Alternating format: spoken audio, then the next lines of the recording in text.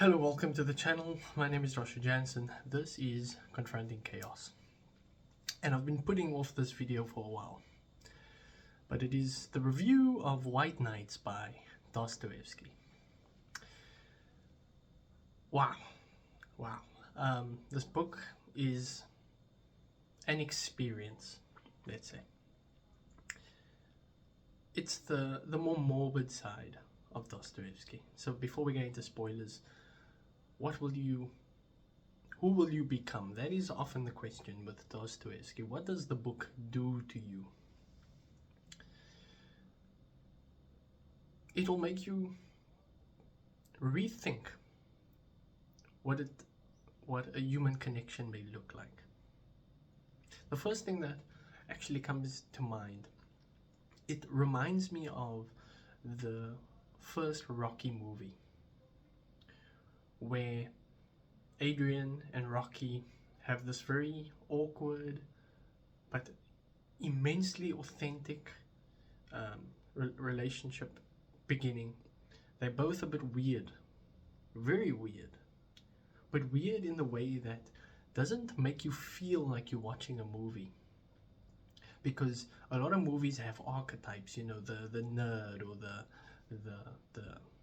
superhero, the hero sort of figure, or the miserable guy, or you know, there's an archetype. And movies, especially American movies, the characters feel the same. But with Rocky and Adrian, they were weird enough to be believable. And I felt the exact same way in White Nights. The dreamer is so strange. And at first you think, oh, this is unrealistic. But the more I read, and the more I resonated in some senses as well, the more I realized this is actually real. This is what people are like. People are immensely weird. There are so many idiosyncrasies and hidden parts of their lives that we don't actually see. And a story where someone's actually revealing their inner parts of themselves, that is more real than anything we get in other places. So Dostoevsky has brought that across very well. Now we're going to go into a bit of spoilers of the book. But the book it's about, well, it depends. Is the book about love? Is it about infatuation? Is it about longing and loneliness? What is Dostoevsky actually trying to tell us? People come up with different conclusions when they read this book. The dreamer was the victim. Actually, the dreamer was the victim not of the lady, but of his own misdirected desire. Is this really a romance building? Or is it two lonely people? Or is it actually two people that actually are so similar and they happen to find each other and connect? Because maybe, no, you're not just lonely people, but you're two lost souls that happen to find another soul that can connect in the same way. So the beautiful aspect of this story is that it can be read in different lenses, according to your own experiences, according to your own perceptions on love and connection.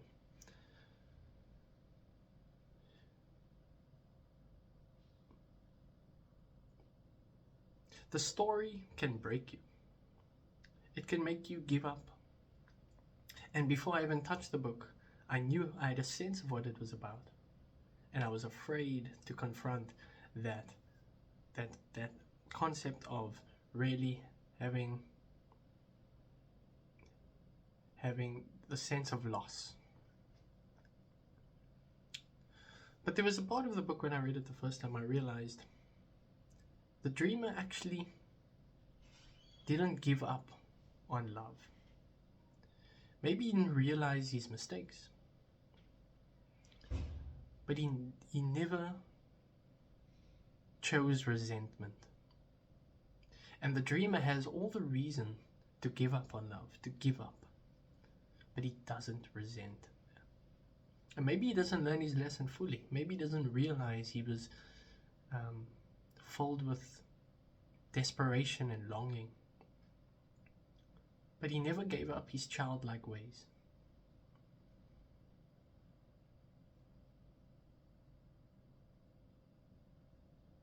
So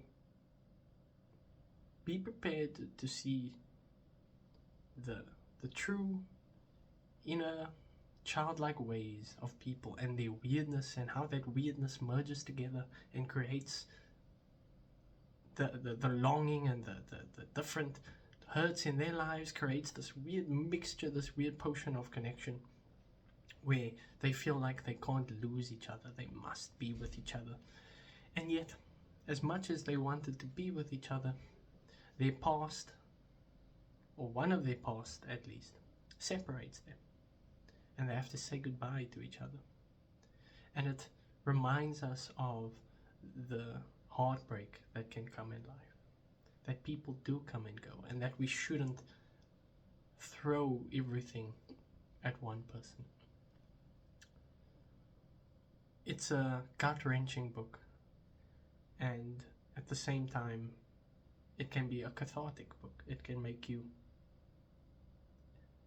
In some ways, the dreamer is so strange, and most people would be too ashamed to share that strangeness and the loneliness and the dreams and the longing that he had, and yet he shares it. He's so open to share himself. He's not afraid to disclose.